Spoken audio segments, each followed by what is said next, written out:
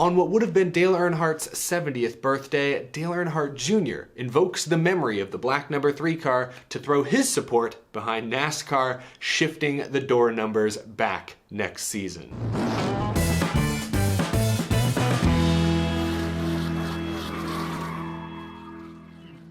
How's it going, y'all? My name is Eric and welcome to Out of the Groove. I hope you got your pencils ready because there's going to be some complicated arithmetic later on in this episode. We're going to talk about the all-star race format that NASCAR revealed yesterday, but we also have to talk about some cosmetic changes. Or still, I should say, potential cosmetic changes, but if you ask me, get used to the idea of sliding those door numbers back. I believe it's happening. I'll explain why in just a moment. First, let's talk about a report from Adam Stern and Sports Business Journal this morning. According to sources, NASCAR's Race Team Alliance has ordered a Nielsen study on the potential value to sponsors of moving car number decals. The move, which gives sponsors more branding space, was first trialed in last year's All-Star race. Yes, we are talking about that again. The possibility of sliding the door numbers from the center of the door back slightly or a little bit towards the rear wheel. The teams are continuing to explore this as a possibility for next year's, next gen car and beyond. And today they took a pretty interesting step. When I read that report, the first thing I thought in my head was,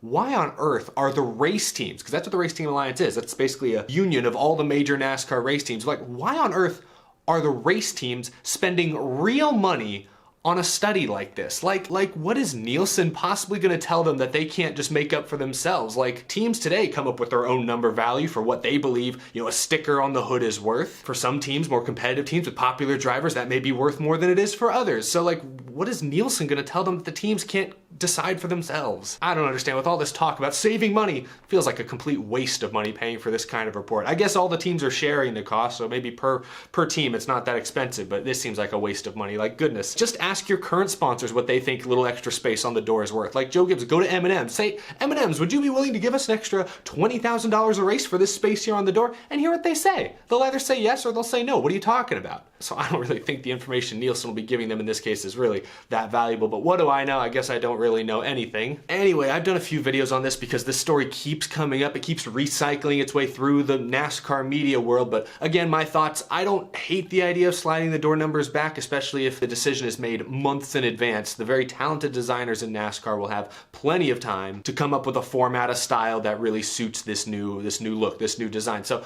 I don't hate, from a cosmetic perspective, I do not hate the idea of sliding the door numbers back. I have a couple very important conditions that I've talked about before. One, the number still needs to be large. The number is the brand, the 3, the 43, the 24. If you slide it back, it still needs to be very, very large. I don't want to see any tiny little numbers like a sports car. No, keep those numbers large. My second condition is you can't slide it back so far that it gets up on that fender, on that wheel well, and it becomes warped. If people are looking at it and the number is warped, it's not flat, that's a huge problem. That's a big no. I would be very disappointed if I see that next season. So those are really my only two conditions. Other than that, to me, what makes a NASCAR paint scheme or livery, whatever you want to call it, a wrap, what makes a NASCAR scheme special compared to other major motorsports is how big, bright, bold the colors are, the style is, the huge recognizable brand names on the hood. Like, that's what makes NASCAR NASCAR. I don't think anyone looks at a NASCAR race car and the first thing they think is, oh, I like that the number is centered on the door. Like, nobody thinks that way. The first thing they're drawn to are the big brand logos, the big bright colors, the cool designs, and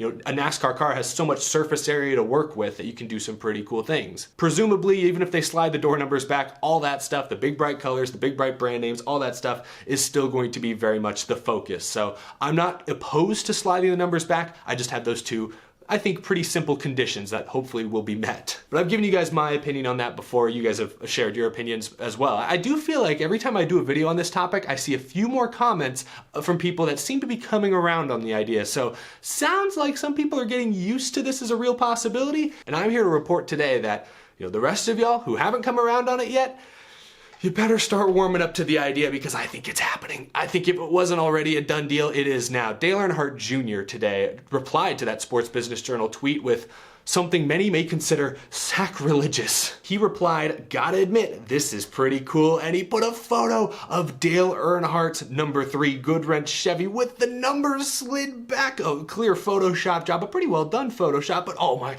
Dale Jr., You are the chosen one. The irony of him posting such a shocking image, goodness gracious, on his father's 70th birthday. I mean, again, happy birthday to the legend Dale Earnhardt. Today would have been his 70th birthday, legend of the sport. And one of the things that made him so recognizable was that stylish, iconic, simple, but intimidating number 3 Chevrolet. Dale Earnhardt Jr. here seems okay with the idea of sliding the numbers back. So Dale Earnhardt Jr. today came out in support of sliding the numbers back. If he hadn't already, I remember a few weeks ago, I think it was a few weeks ago, I don't have any of the photos saved because it was an Instagram story, but on his Instagram story, I remember Dale Earnhardt Jr. one day just posted a bunch of photos of like old school race cars with numbers slid back on the door, and he didn't provide any additional context, but it looked to me as though Dale Earnhardt Jr. was throwing some support behind the idea of sliding the numbers back. He appears to be doing that again here, and that's why I say, if you haven't gotten used to the idea yet, you better start warming up to it now, because if Dale Earnhardt Jr. is publicly supporting something, it's probably going to happen. I mean, Dale Earnhardt Jr. just has that kind of influence. He also has that kind of knowledge. There are some people alleging, I've seen that maybe NASCAR has gone to Dale Earnhardt Jr. because they know how influential he is. They know how so many fans hold him in high regard. They've maybe gone to Dale Jr. asking him to post some of this stuff to make it look like he supports it so that the fan blowback won't be as harsh. I don't know if I buy that conspiracy theory. I mean, I wouldn't put it past NASCAR or Dale Earnhardt Jr. or the players involved. I wouldn't put it past them, but I'm not sure that's what's happening here. Perhaps Dale Earnhardt Jr. genuinely likes the idea of sliding back numbers. He is a team owner, an Xfinity Series team owner, and I'm not sure if this would carry into the Xfinity Series as well as Cup. It might, but we don't know that for sure. But maybe team owner Dale Earnhardt Jr. actually does see added value in a little extra space on the door, and so he's supporting it from that perspective. I think that's very plausible as well. Needless to say, Dale Earnhardt Jr. supports sliding the numbers back on the door. I think that means it's happening. So get used to it now. You still got about 8 or 9 months until, Daytona next year rolls around to get used to the idea. Oh gosh, it's going to be tough. It's going to be difficult. I know a sticker being slid about a foot or so further, down the side of sheet metal. It's going to be difficult at first. It's going to be a rough few weeks, few months at first. I may never get used to it again, but together, I think we can get through this. I think we can make it, y'all. I'm being sarcastic. I don't mean to be. Like, those of you who don't like the number being slid back, you're 100% entitled to your opinion. I don't love it. Again, I'm telling you guys, I'm indifferent to it. I think the number being centered on the door has looked really good for a very long time, but I also understand that it's a business. And if the teams, maybe according to Nielsen, actually believe that they can get more money, better value for their sponsors by opening up some space right there, and it's better for business, then I'm not opposed to the idea of sliding the numbers back. Like, NASCAR is a business, teams need all the help they can get, and if this is actually going to help them, then go for it. I've done a whole video in the past where I talk about how NASCAR needs to focus on things beyond just space on the car. I don't think stickers on a paint scheme really matter as much today as they did in the past. There's a whole report earlier this week about how Hailie Deegan is selling tons of endorsement deals, sponsorship deals, just from her Twitter and Instagram alone. People aren't even paying for stickers on the car. They're paying for her to make Instagram posts about them. Like that, in a lot of ways, that is the future. That's not even the future, that's the present day. And I understand not every NASCAR driver can be a TikTok star or an Instagram model, but the point is sponsors are looking for more than just a sticker on a race car. They're looking for more engagement. That's where the value really shows up, in my opinion. But again, if NASCAR or if the teams think they can get some extra money for that space, go for it. I'm not opposed to it. Again, as long as they uphold those 2 conditions I have. Don't warp the numbers and don't make them small. Please, for the love of God. Anyway, it was a little surprising to see Dale Earnhardt Jr. post such a shocking image on his actual Twitter. That wasn't from like a burner account either. That was from Dale Jr. Very surprising indeed, but he supports it. Probably means it's happening. We should all start getting used to it. All right, we've got to talk about the All-Star race now. I'm not looking forward to this at all. Yesterday, Eddie Gossage, the president of Texas Motor Speedway, revealed the format for this June's Texas Motor Speedway All-Star Race event. Remember, Texas Motor Speedway lost one of its points-paying races this year and instead was granted the All-Star Race, sort of as a makeup deal with Circuit of the Americas, of course, basically getting Texas's other date. And so that's right, the All-Star Race this June will be in the Lone Star State at Texas Motor Speedway. Let's look at this format. It's a lot. Let's try our best. To begin, the open race will be as usual. It's going to be 50 laps, 20, 20, and 10, with the winner at the end of each stage advancing to the All-Star race. And of course, there'll be a fan vote as well. So the open race that takes place right before the All-Star race is pretty much the same as it's been for a while now. But let's look at the All-Star race format. It's a lot. Oh gosh. The race will feature 6 rounds. 6 rounds totaling 100 laps. The starting lineup for round 1 will be determined via a random draw. Rounds 1 through 4 will be 15 laps each. Round 5 will be a bit longer, 30 laps, and then the final round will be a 10-lap shootout. But this is where things get ridiculous. At the beginning of round 2, the field will be inverted via a random draw. I don't even really know what that means. Minimum of 8, maximum of 12. I don't even really know what that means. Like, is the whole field gonna be inverted or is it not? Someone in the comments let me know, because I don't understand that. And then again, at the end of round 2, before the start of round 3, the entire field will be inverted. No funky math, no random draws, just inverted, straight up invert. And then again after round 3, before round 4, the field will be inverted via another random draw. I still don't know what that means, but another weird invert. And then the starting positions before that longer round 5 will consist of the cumulative finish from rounds 1 through 4. The lowest cumulative finisher starts on the pole, second starts second, and so forth. All cars must enter pit road for a mandatory 4-tire pit stop during round 5. And those pit stops will be for some big money. The fastest pit stop out of all the drivers during that, 5th round action, the team with the fastest 4-tire pit stop will win $100,000. I like that, that's pretty cool. I'll give you guys my thoughts at the end, there's still more. The starting positions in the final round are set by the finishing positions of round 5, so that's pretty simple. And then there's an added note here at the bottom that only green flag laps will count in the All-Star race. I believe that's it. I don't think I left anything out. I should have taken better notes before I started this thing. I think that's it. I think that's all the main things y'all need to know. It's a lot. 6 rounds, 4 inverts, or no, 3, a few inverts. I think 3 inverts, but 2 of them are like determined by a random.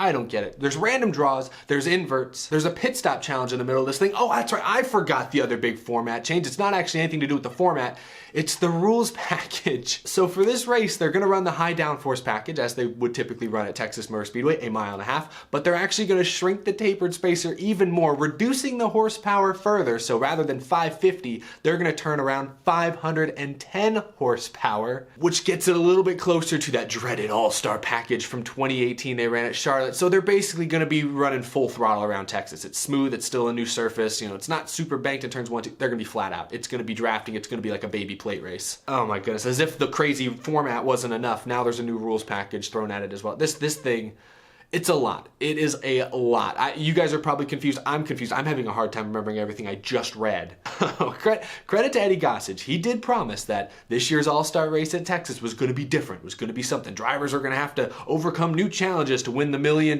which, side note, the winner actually isn't getting $1 million. They're getting a little over $900,000 because that $100,000 that goes to the fastest pit crew, that, combined it's $1 million. So yes, there is over $1 million on the line, but it doesn't all go to the winner. It's whatever. Point is, Eddie Gossage promised it would be different, and different it appears to be. So here's the thing. When it comes to an all-star race, an exhibition race, there's no points on the line. It needs to look and feel different. I'm all for gimmicks. Throw every gimmick you want. Any gimmick is fair game to me. The problem with this year's Texas race, or the problem that I fear this race will have, is that they threw every gimmick.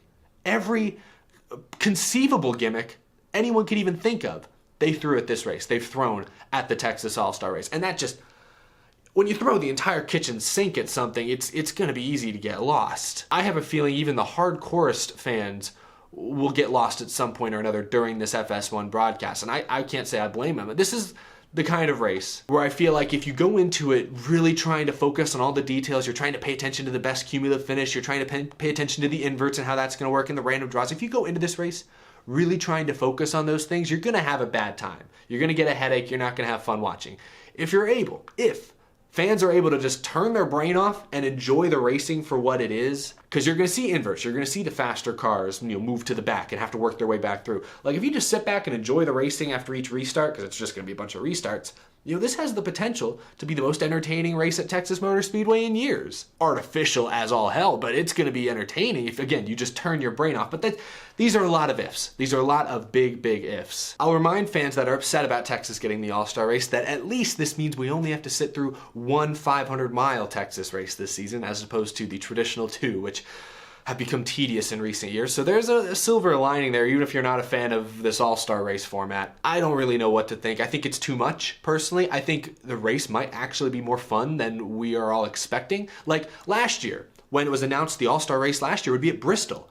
Everyone, including me, hyped as heck. Bristol All-Star Race, it just makes sense. It's gonna be amazing. And then if you guys remember last year's All-Star Race, which many of you probably don't, it was kind of lackluster. It was okay. It wasn't a bad race, but it was certainly not the side-by-side, sparks flying action we thought we'd see at a Bristol All-Star Race. It was a bit of a letdown. I think most people would admit that. This year, the expectations for an all-star race at Texas, which has not been a fun track in several years, the expectations are in the basement, super, super low. All these gimmicks probably have a lot of their fans skeptical as well. So expectations for this year's all-star race are super duper low, which means there's at least a good chance that it'll exceed those expectations a little bit. Even if the race is just mediocre, I think many will say, hey, it exceeded expectations, and it might make fans happy. There's still the possibility of fans walking home happy after this Texas all-star race. We'll see how it goes. I will say I like the pit crew competition element. I like that they're going for $100,000. Like, I wish it was a more controlled, like, actual pit crew competition like we used to have like 10, 12 years ago. Something that was more dedicated, easier to follow, but I do like that the pit crews have something to fight for. I mean, my money's on Denny Hamlin's pit crew. I think they're gonna win the 100,000, but there could be an upset, and it really shines the light on NASCAR being a team sport. So I do like that. That's probably my favorite gimmick, if you will, that was announced. The rest of it, Texas Motor Speedway, nobody wants to watch a long run at Texas Motor Speedway. Like, nobody. Even fans who love the purest form of racing, nobody wants to sit on their couch or in the stands and watch a long run at Texas Motor Speedway these days. So I'm fine with the 6 rounds, the tons of competition cautions, basically. Like, it's an all-star race. It's supposed to be chaotic. It's supposed to be fun. Just let loose and have fun with it. Like, that's what I'm saying. If fans are able to just kind of turn off their brains for 2 hours and enjoy the racing for what it is, you might have a good time, at least a better time than you would think you could have at Texas Motor Speedway these days. But that's going to be tough for a lot of fans to do, because NASCAR fans are passionate. They are hardcore fans. They like to scrutinize the details, and goodness, there are just too many details to keep track of in this year's one. But anyway, there you go. There's the All-Star Race format. Let me know what you guys think down in the comments below, what you possibly might be able to make from that. I gotta admit, I just read the whole format to y'all, and I've already forgotten some of the finer details. Is it after stage 2 or round 2 that they do the random invert? When is... I don't even know.